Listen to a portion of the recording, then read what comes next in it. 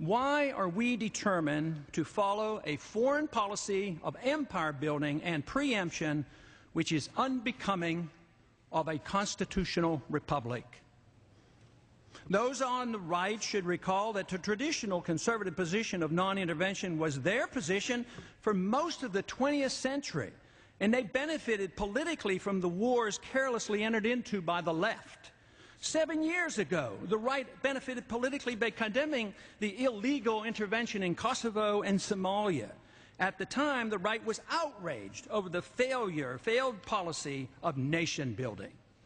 It's important to recall that the left, in 2003, offered little opposition to the preemptive war in Iraq, and many are now not willing to stop it by defunding it or work to prevent an attack on Iran. The catch-all phrase, the war on terrorism, in all honesty, has no more meaning than if one wants to wage a war against criminal gangsterism.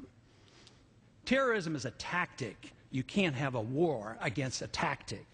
It's deliberately vague and non-definable in order to justify and permit perpetual war anywhere and under any circumstances. Don't forget, the Iraqis and Saddam Hussein had nothing to do with any terrorist attack against us, including that on 9/11. Special interests and the demented philosophy of conquest have driven most wars throughout all of history.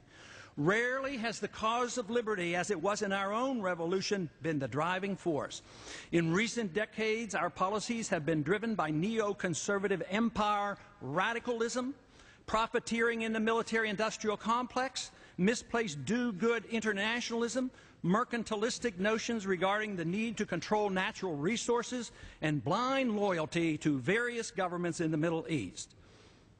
For all the misinformation given the American people to justify our invasion, such as our need for national security, enforcing UN resolutions, removing a dictator, establishing a democracy, protecting our oil, the argument has been reduced to this: if we leave now, Iraq will be left in a mess, implying the implausible that if we stay, it won't be a mess.